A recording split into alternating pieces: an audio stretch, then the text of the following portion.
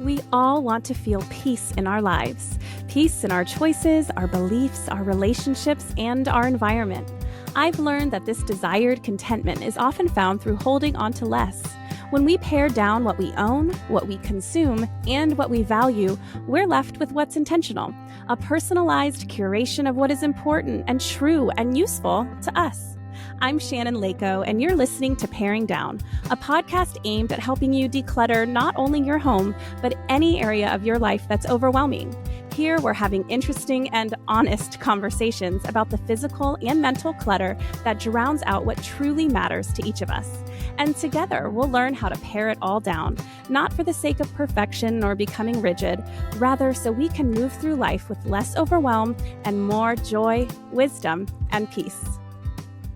Hey friends, this is Shannon Leyko, and welcome back to Paring Down. I am so thrilled to have you here this week because this episode is inspired by a request from one of you all, which are some of my favorite episodes to do. Because usually if one of you want an episode, then I can count on the fact that a lot of other listeners would like that episode too. So today we're talking about how to live minimally, even if you live in a larger home. Plus, we're going to dive into bulk buying and kind of explain the pros, the cons, and the reality of buying in bulk, which is obviously something who people living in larger homes tend to be tempted to do. And maybe it's a good thing, maybe it's not. We're gonna talk about that together. First, I'm just too excited not to tell you guys this. I'm the kind of person, by the way, that I have a hard time saving a gift for birthday or Christmas. As soon as I buy it for someone, I really want to give it to them. I can't wait for the appropriate time. So I should just reveal a new podcast studio to you guys, but I'm just going to tell you about it because I'm in the process. So I'm so excited. We're upgrading the podcast. Anyone watching on YouTube, it's about to be a lot more visually appealing. And then, of course, the clips that you see on Instagram, I just feel like I want to invest a little bit more into the overall experience for you guys. I'm going to be getting a new mic and a new mic stand that's a little less bulky. We're going to be having some a prettier background. I got some really cool peel and stick wallpaper, and we're going to have some shelving up, and I'm going to be sitting kind of more relaxed in a chair, not quite at a desk like I am. Anyway, really excited about it. So I'll let you know when that goes down. We'll see how long the wallpaper takes to ship to Kodiak, Alaska. I would like to say we get to do it next week, but knowing how shipping works here, it's probably going to be more like a month from now. But it's been really fun the last couple days with my husband to do some more research into lighting and set design and, making this podcast come to life. This week is celebrating 2 years of me starting my Instagram page from scratch about Paring Down. And then October 31st will be 2 years of the Paring Down podcast. So it's kind of fun to think of how much it's grown in those 2 years. And we're going to make some changes, but not changes that you'll really hear. Hopefully you'll just continue to get the podcast you love, but changes you can see. And funny enough, we do not live in a particularly large home here. I wouldn't call it a small home. We're in I think it's 1,600 square feet. You guys probably know better than I do at this point, because back when we first moved here, yes, it's just under 1,600 square feet. I shared that with you guys, right, before we moved here. But it feels bigger because we have an unfinished basement that we were able to turn into a play area. So, it's not a small home, but it's smaller than we were in Florida. And I certainly don't have a room for a podcast. So we're going to be setting up the whole thing in a tiny corner of the bedroom, which is where I am right now too. So you can make smaller spaces work, and that is what I'm going to do. And we're going to talk today, though, about slightly bigger spaces, right? Like I said, I'm currently in 1,600-ish square feet. In Florida, I lived in 2,500 square feet, which I consider pretty darn big.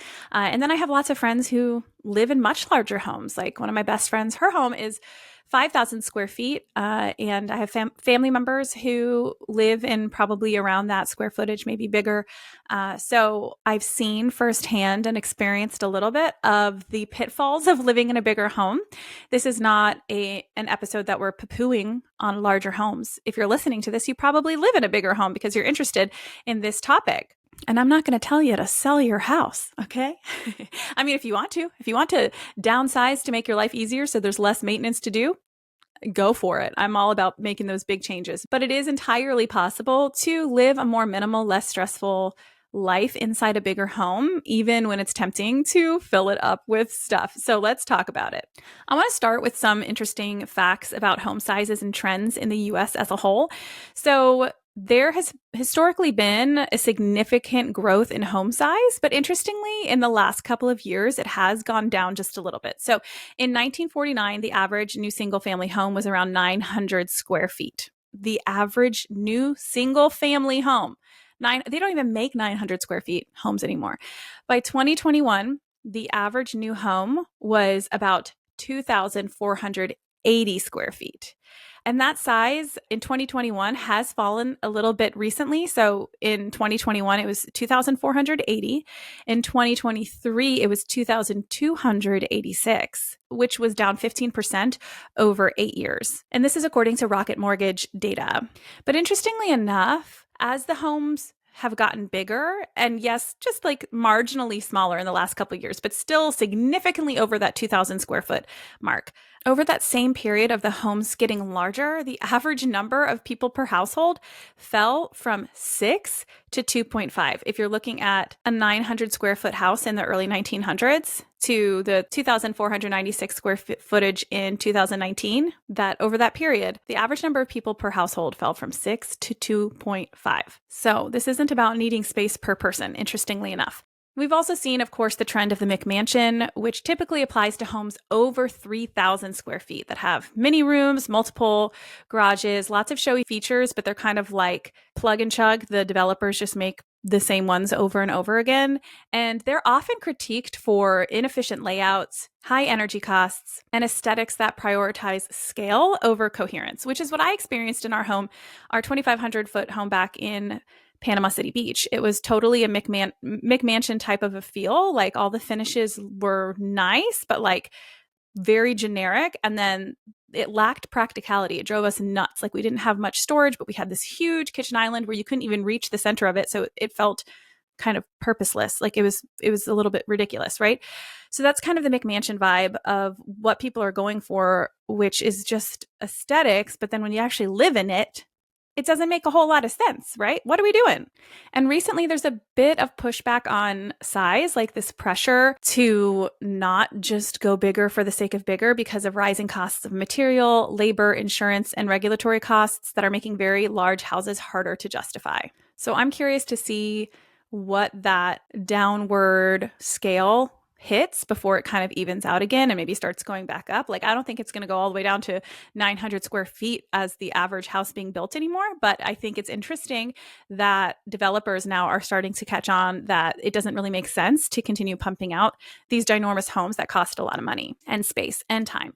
And also we fill with stuff, right? Which we're going to talk about. But I'm, again, not here to poo-poo on larger homes. So let's talk about 5 pros and cons of living in a larger home from a minimalism / like psychological lens. So here are some pros.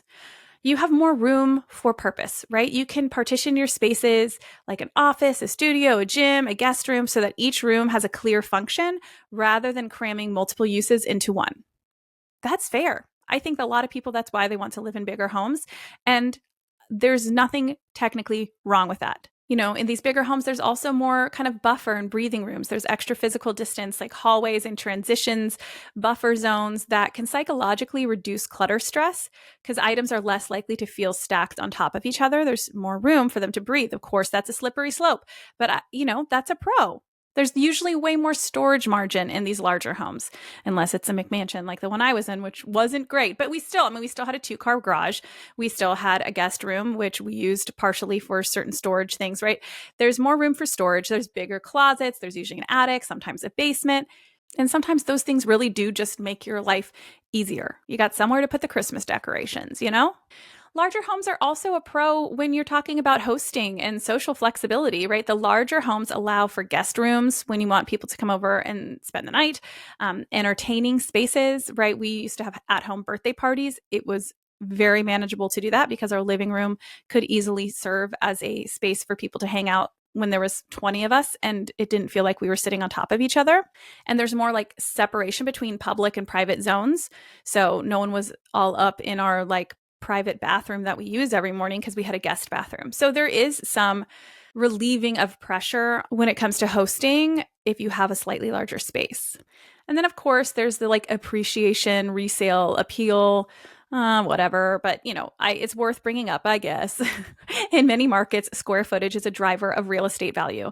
So a larger home can give more optionality for resale or conversion. And, it's more likely to attract buyers wanting more space because we live in the United States, or most of you are at least in Western countries who aren't my American listeners. And so that is an appeal that's appealing to most people because we're being sold that bigger is better. I don't agree with that, but that is reality. Okay, here are some cons. The maintenance burden. More rooms, more surfaces, more systems like HVAC and plumbing and lighting to maintain, to repair, to clean, to pay for. There's just more work hidden in the upkeep, which my guests last week on the episode, Arner Adventures, we talked about finding adventure in everyday life, and they talked about that maintenance piece for them was a big reason why they downsized and moved, was because they were like, we don't want to spend all of our time dealing with things that break in the house or mowing this giant lawn or, whatever it is, that a bigger home creates more work regarding. A second con is that, of course, we're more tempted to fill the space. There's this psychological creep that happens. If a space is empty, we feel like we need to fill it. It's like a deficit, right? And so even if we don't need to fill it with something, like we don't have a specific reason why we would fill that space, we come up with one. And then that means we're buying more stuff and adding to the clutter. The third thing is higher fixed costs. I already kind of mentioned this because it's part of the maintenance burden. The maintenance burden is more so about your time, and this is more so about your money. But heating, cooling, lighting, insurance, taxes, they all scale upwards with a larger house. And even if incremental cost per square foot is lower, the total cost is higher. It's kind of like when people say, oh, like I can't afford not to, buy the second thing on Amazon because then I get free shipping. Like, yeah, you get free shipping, but also you're actually spending more money, right? That's what we're looking at here. The fourth thing that kind of piggybacks off of filling the space is that there's more permission in your brain to just store something for later. And so clutter hiding becomes a problem because you don't even see it. You don't even notice the clutter building up as easily because you could just shut a door. You can put it somewhere where you don't see it. It's not part of your daily use. Versus a smaller home, most of the places you go, or most of the places in your home you see on a regular basis just out of necessity. And so you can see the clutter starting to creep in versus when you have a larger home, there's just some areas of the house that like you don't even notice or see, or because you only use the right-hand side under the bathroom sink, you don't notice that the left-hand side has become where you shove everything, right? Like there's just more opportunity for that clutter complacency. And the fifth thing that is a con is there's just inefficiency in movement and in energy. I think that drives me nuts in any home. Like we have a 2-story home and it's just more energy to take things all the way upstairs. I prefer a ranch house for that reason. But when we lived in our ranch house back in Panama City Beach, that was much larger. Again, it's just like you have to walk so far just to do basic things, right? Just to take clothes to the room, to return something to where it goes. And that creates a difficult space to keep tidy just because it takes longer to go put things away in a bigger house. And additionally, it's inefficient not only for your energy in terms of keeping the house tidy, but there's so many underused rooms and like dead zones that rarely get visited. I mean, my family growing up, we had a family room, then a formal living room. And like no one ever sat in the living room. It's just dead space, And I know people who live in larger homes that they kind of, and I think this is smart in some ways, but they like cut off use of one of their bathrooms because they're like, I don't want to have to clean multiple bathrooms and we don't actually need this one. So like nobody's allowed to use it so that I don't always have to clean it. And I'm like, well, that makes sense, but it's unnecessary. Like, why don't we just live in a smaller home? If that's an option. So, this inefficient lifestyle where you have more rooms than you need is kind of silly, especially because we're being told that bigger is better. It's like, is bigger better if we're not even using some of it, right? Like, I don't really get that. So let's talk about 5 principles to keep clutter at bay, even in a big house. So you're like, okay, great, Shannon. Like, I get it. My big house is harder for me to deal with, but I'm not going to like sell it and upend my entire life. Okay, great. I get it. So let's talk about how we can keep the clutter at bay, even in a big house. The first thing we can do is define function zones and enforce them. So treat each room or part of a room as having a specific purpose and then do not allow spillover. So if you have a guest room, Your guest room is where guests stay. It is not where you store stuff. It is not where you keep your workout stuff, unless you've decided that that room is zoned as a workout room and a guest room, right? But like, be very specific. Don't just see like what it turns into. Don't just be like, oh, this is just a convenient place to put this, so now it is a workout room and a guest room and a library. No, like, make the choice intentionally before you put things in there, or even when you walk in now and you're like, this room drives me crazy. What do I want it to be? Okay, great. This is just a guest room. When you have a house that is big, you don't have to section things off as much, and try as much as you can to keep each room for one function. So your home office is for work. It is not for storage overflow. It is not for boxes that you haven't opened from the mail yet. It is not additional storage space for your kids' toys, right? It is your office space. So define those functions of a room and enforce them. And that will help you keep the clutter at bay, because you'll realize, oh, I can't just stick it in here and call it a day. It does not fit into the zone that we have established. And what do you do with that stuff then? Well, then you have to either move it elsewhere, so it needs to have a permanent home, or you have to reevaluate if you need to keep it. And that's the point. The point is that you are being more intentional and evaluating what you're keeping in your home, and not just keeping stuff because you technically have room, right? So it does force you to reevaluate things in the moment. And that is a muscle you want to build. That's not an annoying thing. That's a great thing that will help you in the long run. The second thing you can do is adopt that one in, one out rule, because that really tells you have a certain threshold that you are sticking to. Now, of course, this is more about how to live in a decluttered home in a maintenance kind of a way, like how to live small in a big home. I'm not talking about how to declutter a huge home that has lots of stuff in it. I have lots of episodes about decluttering itself, like doing your first initial sweep of getting all the unnecessary stuff out of your house before you hit the maintenance stage. And I will link a couple of those in the show notes that are just good decluttering episodes. Let's get stuff out of your house. But we're talking about one in, one out once you've already established a more minimal space and you want to keep it that way without that clutter creeping back in to your big house. For every new item you bring in, something else has to leave. For example, even in my home, this rule obviously works no matter how big or small your house is. We don't want to consume more than we're getting rid of. So one in, one out is a really smart way to operate. And for me, this week, I got some new clothes in from a podcast sponsor, which I'm so grateful for, and I love them. But I have to really evaluate. Am I just going to add this because it's cute and it's free and it's available? No, that's the opposite of what I'm promoting on my podcast to begin with. Right? Like, they technically, my advertisers have to send me stuff, but I'm always preaching to you guys. If I'm doing an ad for clothes here on the podcast, I want it to be ethical, and I also want them to be long-lasting clothes that you are using to replace true gaps in your wardrobe, not just adding for the sake of adding. So like, you really need a pair of leggings, or like your jeans don't fit, so you need a new pair of jeans. Like, if it's a true need, that's really when I'm offering up these different ads. But for me, they send me stuff and I don't have necessarily a true need. This is a business deal. And so I have to practice what I preach. And one thing I have on my calendar, my to-do list today, is to go through this box of clothes that was sent to me and decide, what do I want to replace in my wardrobe, if anything, with these items, which there are things I want to replace for sure. I'm pretty sure I have a sports bra from 2009. And one of the things that this wonderful podcast sponsorship, it's Fabletics, by the way, sent me is a new sports bra. So yes, I can replace one in, one out. But the point is to be mindful about anything that comes in, whether it's free, whether you bought it, anything like that. What are you going to remove so that you're not just adding in because you can? I technically can right now because my house is so decluttered. Like, I technically have room in my closet and my drawers for a couple more things, but that does not mean I should. One in, one out. Okay, the third thing we can do is use visual minimalism and open sight lines. When you live in a bigger house, you can usually see from one room to another, these open floor plans. But even if not, even if you're just in one room, because you have more bandwidth to be minimal with your surfaces, do that. Favor your built-in storage, your closed cabinetry, your hidden drawers. Let the sight lines carry your eye through a room and then get caught on the clutter. So look across a room. What are your eyes catching on? What shouldn't be there? This doesn't mean go hide things away.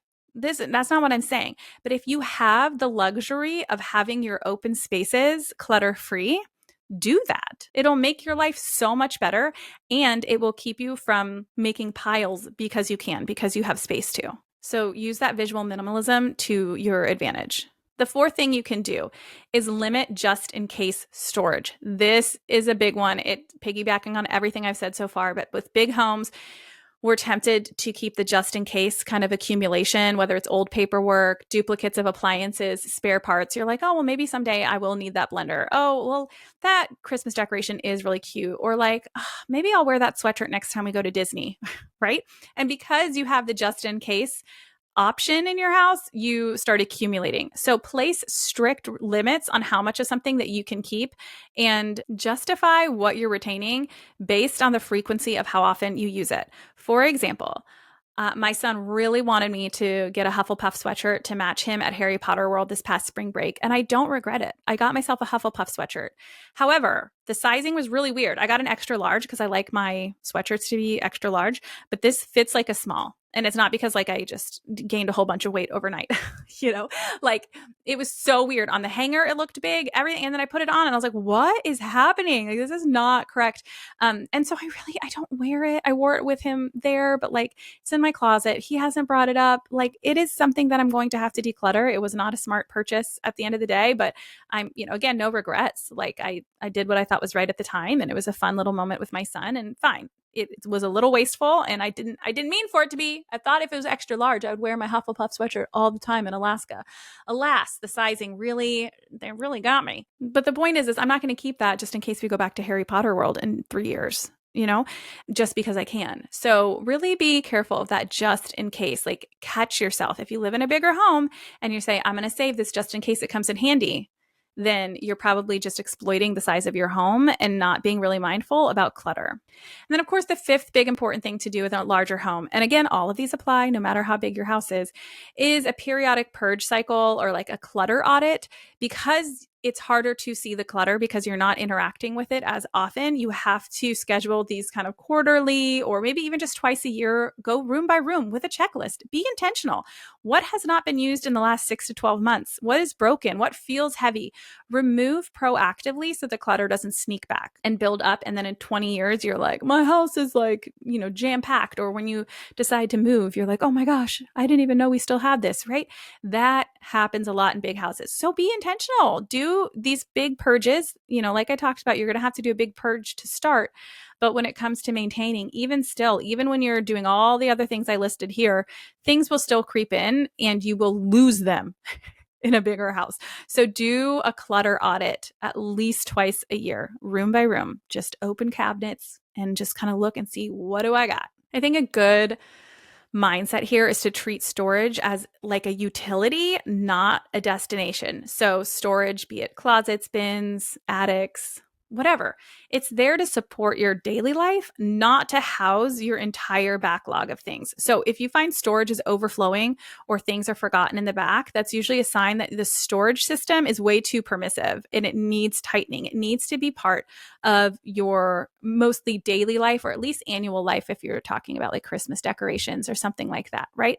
But we don't want it to be a permanent destination where it just can sit there for 25 years and never be opened and no one cares, right? That's what you really want to be careful about. And of course, I can't do an episode about living in a larger home without talking a bit about buying in bulk and like warehouse stores. Hey guys, it's time for your ad break. Each week, I like to say a huge thank you for your graciousness that these are part of the podcast. Here we go. And of course, I can't do an episode about living in a larger home without talking a bit about buying in bulk and like warehouse stores, because I think it's much more tempting to use those type of stores when you live in a bigger home. So I wanted to do a deep dive. Is this all a marketing ploy? Like, do you actually save money? Let's talk about it. This is a very nuanced topic. And you'll hear that in all of the research that I did to break down for you here. So stay with me. I'm not villainizing warehouses. I just think it's really interesting when you get down to it. So the core of the savings claim of these warehouse stores like Costco, BJ's, I don't even remember the name of all of them, Sam's Club, right? The bulk buy is often at a lower unit price compared to smaller packages. But this can be deceiving, which I'm going to share about in just a minute. And besides the deception in terms of price, a lot of bulk shoppers do admit to waste. In fact, a recent survey by Lending Tree said that 38% of bulk buyers say that they sometimes or often throw away bulk purchases. Another piece of the puzzle here is the cognitive cost. Evaluating unit prices, figuring out where you're going to keep it and store it, remembering to up your, I don't even know how it works, but your membership card and pay for that. Because you're buying in bulk, going to the store is going to take a lot longer.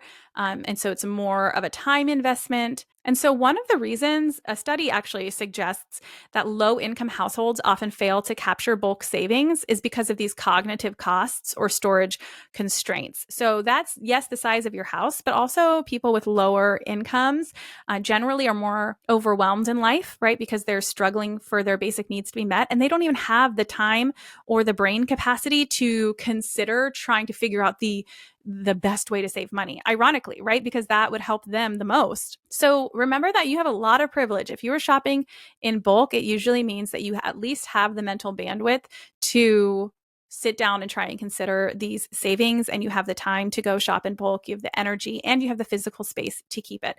So remember to feel really grateful if this is the kind of lifestyle that you're living, right? And this isn't you should feel guilty, but I just want you to keep that in mind, that it is a privilege to even be able to think about all the things that I'm about to share with you here regarding the nuance of cost savings. So when bulk is genuinely cost savings or for things like non-perishables, so long shelf items, we're talking toilet paper, paper towels, cleaning supplies, canned goods, toiletries, like usually good. However, of course, we're going to talk about for having to store all of those. Is that really worth it? Why are we hoarding all of those to begin with? Like, I don't know. There's a lot to discuss there, but in terms of cost savings, those non-perishable items tend to be the best cost savers. High use consumables, like maybe all-purpose spray, things like that you're using very, very, very regularly. A lot of times consumables, they feel like they have a forever shelf life. And so people get them in bulk, but then they expire before they actually use them. Things like lotion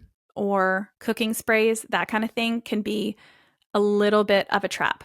Now, onto some of the marketing ploys that are actually pretty counterproductive when it comes to bulk shopping. There's a lot of promotions, buy 3, get 1 free. And they push you to stock items you didn't actually need, and you will waste them, or it will become clutter in your home. And it's very overwhelming to deal with, when in reality, you're going to be going, if you go back to Costco again in a month, you odds are don't need to buy another huge thing of, I don't know, of like toilet paper. I think about this all the time when it comes to buying in bulk because I don't. And so I've often thought, what are the benefits of it? Like, should I be doing this for my family? But I'm like, we're a family of 5. And like, we go through toilet paper, but it's not like I'm not ever finding myself at the store every 2 weeks to a month. It's probably like a month before I need to buy toilet paper again. Like, why would I need to buy 6 months worth of toilet paper as though I'm not going to go to the store? I like that, like we have to be really mindful about this buy 3, get 1 free kind of thing to stock items that we don't need. And I have an episode called The Pitfall of Too Much Backstock, which I will link in the show notes too, where I talk through some of this as well. Of course, perishable items are really counterproductive here. So fresh produce, dairy, specialty items, you really risk these spoiling and wasting. I have friends who say they buy berries for their kids, and we think our kids are going to eat every last berry because usually our kids do eat every last berry. But a lot of my friends say that certain things, especially during certain times of years, they just spoil so fast that their kids can't even get through them. And so you actually spent more money, like unit price, it was down. But overall, you spent more on a carton of strawberries from Costco because there were more in them. And then you don't actually eat all of them. And ultimately, you're actually wasting money versus if you just bought the smaller packaging where the unit, per unit cost is higher, but what you're actually spending is less. And then you actually eat the items. There's also what we call pressure packaging or like deceptive size bias, where some bulk packaging seems bigger, but has more packaging inefficiency with airspace or plastic, and it's actually not bigger. You're not getting more bang for your buck. It just looks bigger. And then you also have to consider, am I buying storage options in order to store? Because that cuts into your cost savings. If you're like, oh, I need to get bins for my kitchen to organize this, or shelf dividers, or new shelving for my pantry, or whatever, in order to support these bulk purchases, well, then are you really saving money when you're spending more money in order to store these, right? So that's another piece of the puzzle that sometimes people don't think about. Now, that's kind of like the deceptive ploys or whatever. But we really need to dive in deep here on how savings from warehouse stores like Costco, Sam's Club, BJ's, whatever, vary quite differently depending on your geographic region and your local retail competition. So I have, how many points do I have here? 4 quick points about this. So the first is that there's regional pricing differences.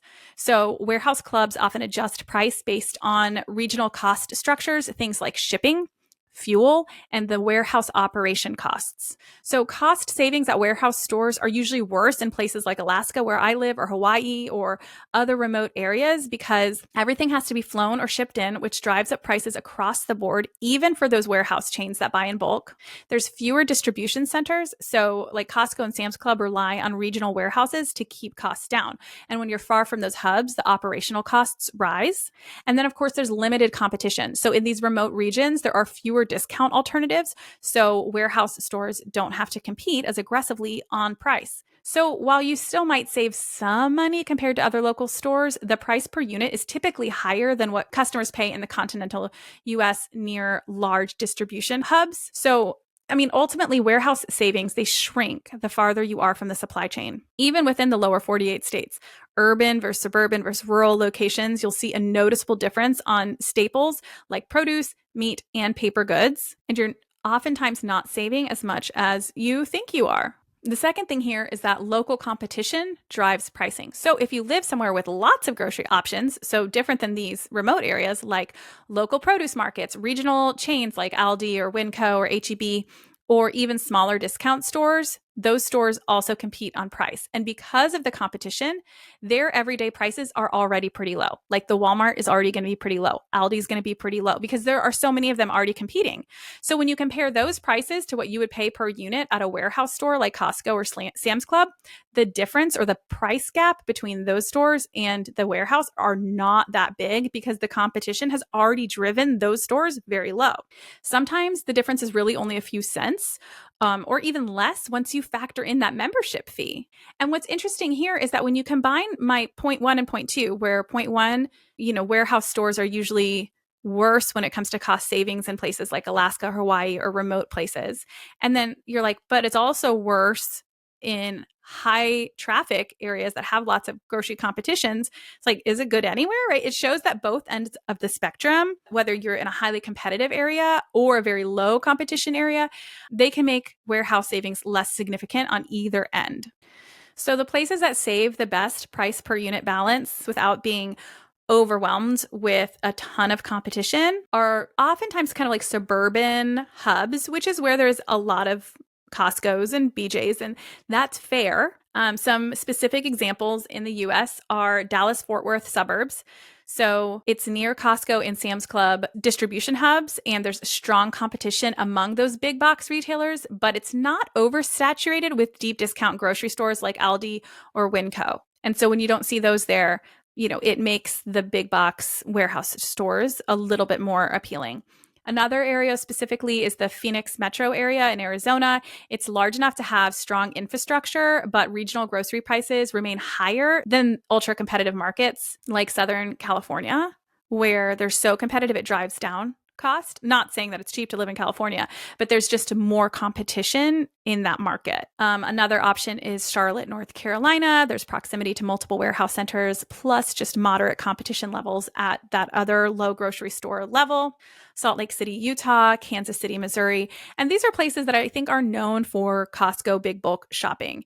And in some ways, it makes sense. But in contrast, high competition areas like Southern California or the Chicago suburbs, those strong grocery price competitions from Aldi, Trader Joe's, Winco, whatever, they reduce the warehouse savings significantly. So be mindful if you live somewhere like that. And then, of course, be mindful if you live somewhere like I do in remote or island regions or like rural Montana, right? There's higher freight and operational costs that drive up those warehouse prices. All right, the third reason that we have to be very mindful of if we're actually saving or not is because of the cost of living factors. So, high cost of living regions like California and New York have those higher overhead costs for labor, real estate, and transportation. And those costs get baked into the bulk prices. So, even if the unit price is technically lower than a standard grocery store, the absolute price might still feel higher. So, a unit price is the cost per single unit of measurement. So per ounce, per roll, per pound, or whatever of an item.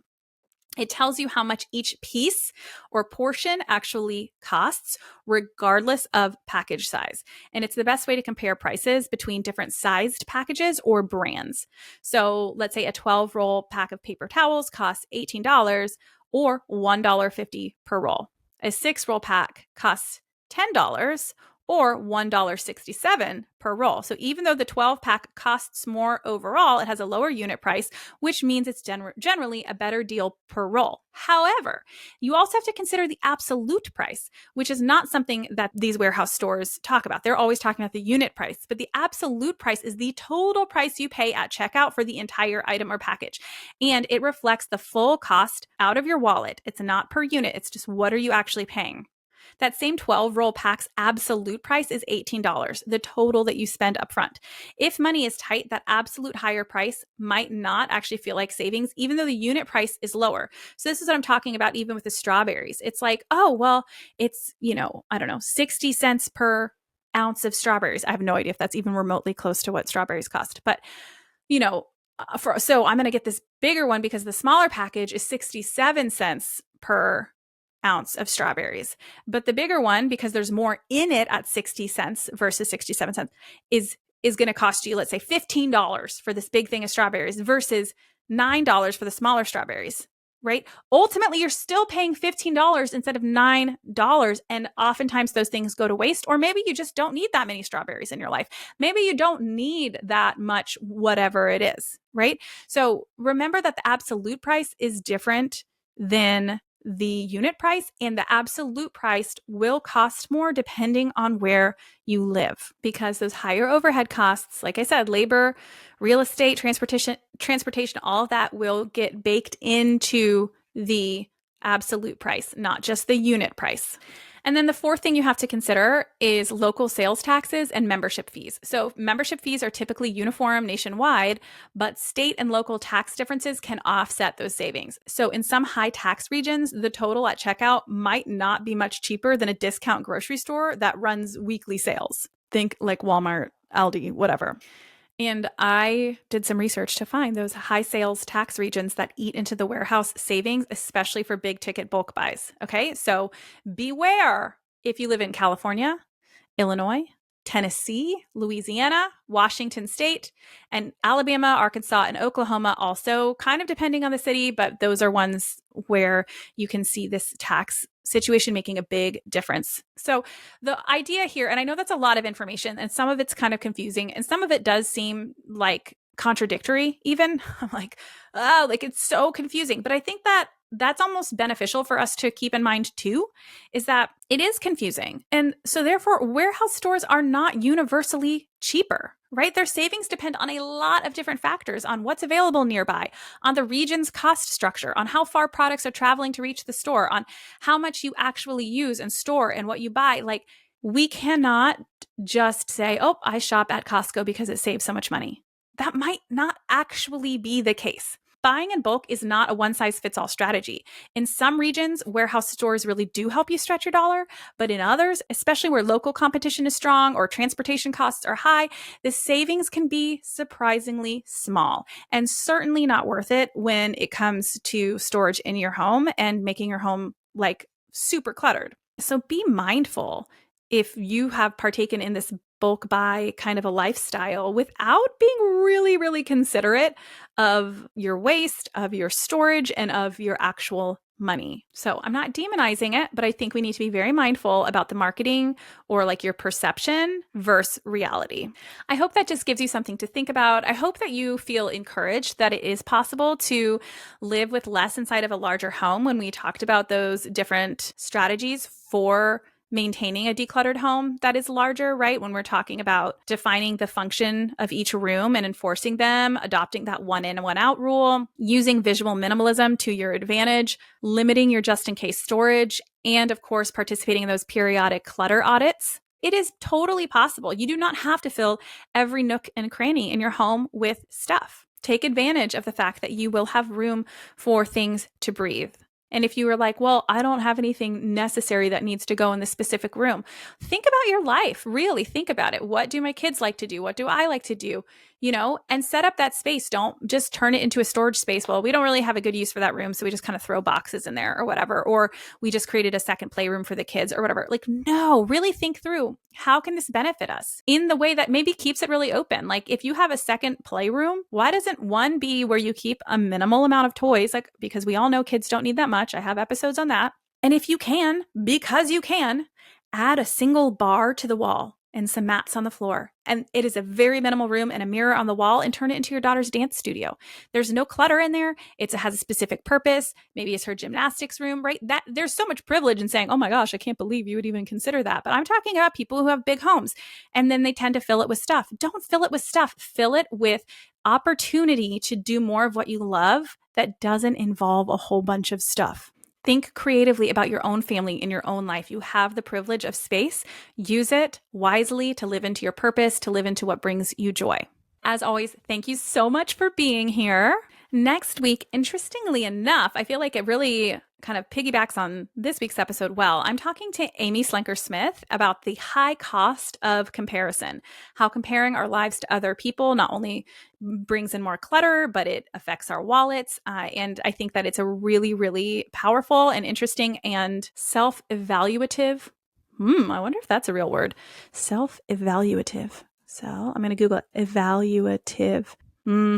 It's questionable. Self-evaluation. Anyway, it's an episode that'll make you evaluate yourself.